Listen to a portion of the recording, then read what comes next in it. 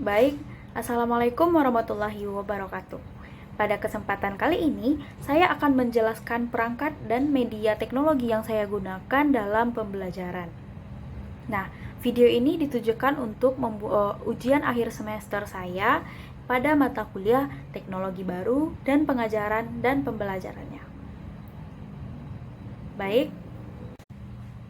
untuk itu, sebelum saya memulai menjelaskan, saya akan memperkenalkan diri saya terlebih dahulu. Saya yang bernama Novira Amir, saya merupakan mahasiswa dari PPG Prajabatan gelombang 1 2023.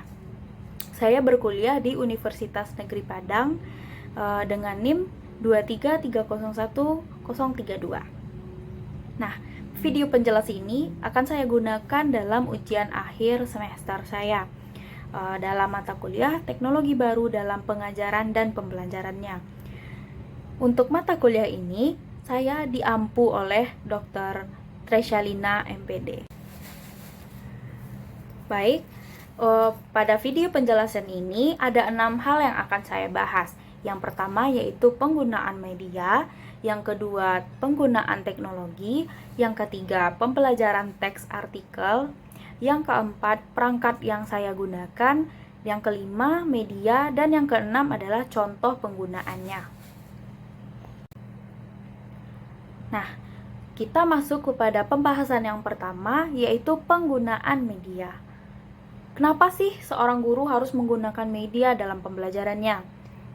Nah, media ini akan sangat besar berperan dalam proses belajar mengajar, sehingga pembelajaran ini tercapai nantinya, tujuan pembelajaran akhirnya. Untuk itu, guru dituntut untuk tidak hanya menghafal materi atau menghafal pembelajaran, atau bahkan menguasai pembelajaran, tapi juga akan menguasai media pembelajaran yang akan digunakan nantinya. Nah, lanjut kita kepada pembahasan yang kedua sehubung dengan pembahasan pertama tadi. Penggunaan media ini ada berbagai macam media. Salah satunya kita dapat menggunakan yang namanya itu teknologi. Nah, pemanfaatan teknologi di dalam abad ke-21 ini sangat penting dilakukan oleh seorang guru.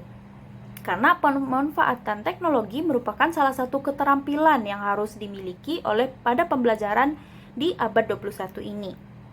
Apa gunanya teknologi tersebut? Guna teknologi ini akan membuat proses pembelajaran menarik dan bermakna bagi peserta didik, sehingga capaian-capaian yang telah kita tentukan tadi tercapai semua tujuan pembelajarannya. Dan pembelajaran ini akan bermakna bagi seorang siswa tersebut dan akan bermanfaat baginya ke depannya.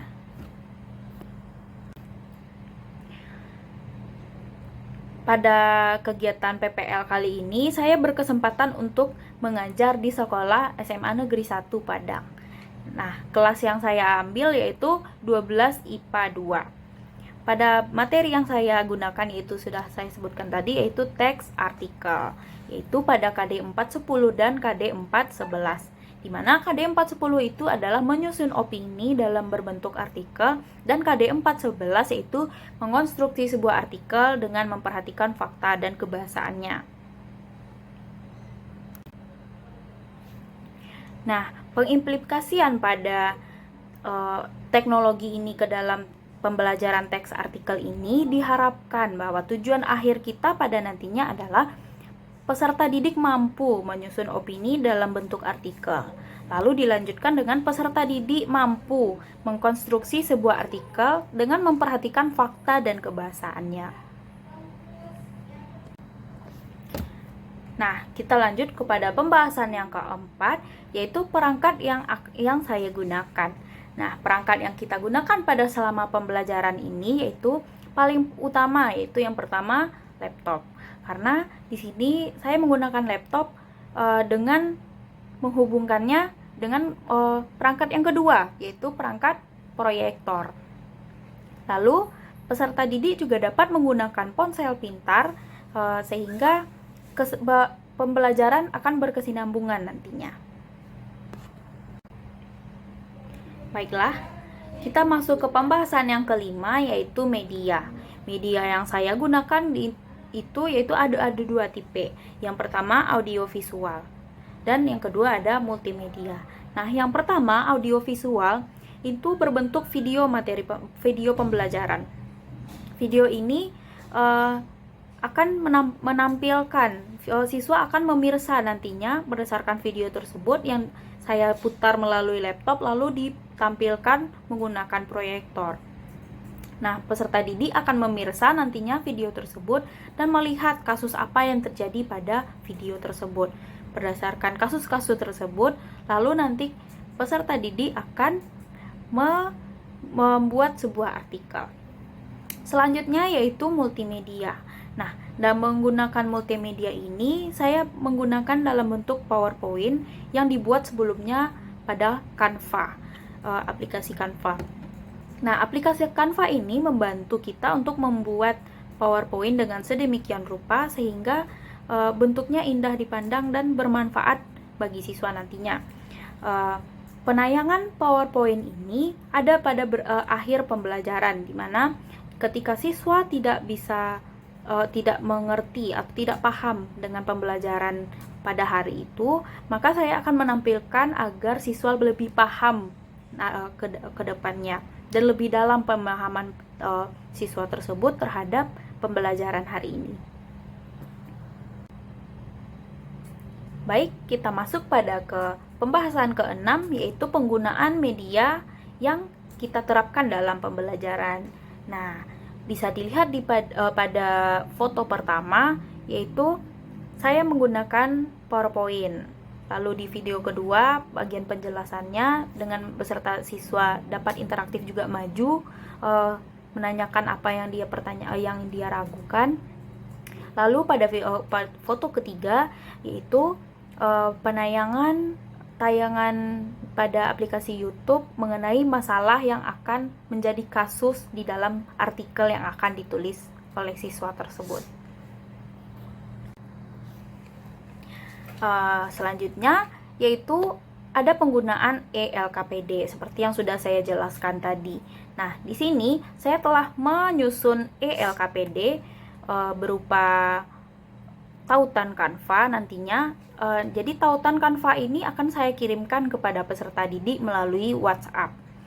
Lalu peserta didik dapat mengklik tautan tersebut sehingga peserta didik langsung dapat mengisi LKPD yang telah saya sediakan. Nah, di sini telah disediakan 3 kasus permasalahan berdasarkan video yang juga sudah ditayangkan sebelumnya. Ada 3 kasus, yaitu yang pertama kasus bullying, yang kedua kasus penggunaan gadget yang berlebihan, dan yang ketiga adalah kasus zonasi. Nah, siswa dapat memilih kasus yang ingin dia bahas pada artikelnya nanti. Berdasarkan 3 kasus ini, peserta didik akan memilih kasus apa yang akan dia kerjakan. Misalnya mengambil kasus bullying atau perundungan.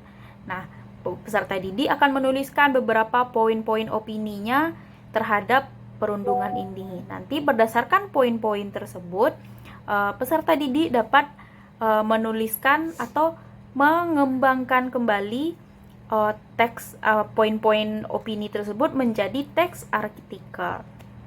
Lalu setelah mengerjakan LKPD tersebut, peserta didik ini nanti akan mengirimkan pada Google Drive sehingga akan terlihat siswa mana yang belum mengerjakan, siswa mana yang sudah mengerjakan, dan waktu pengiriman juga akan terlihat nantinya di dalam Google Drive tersebut.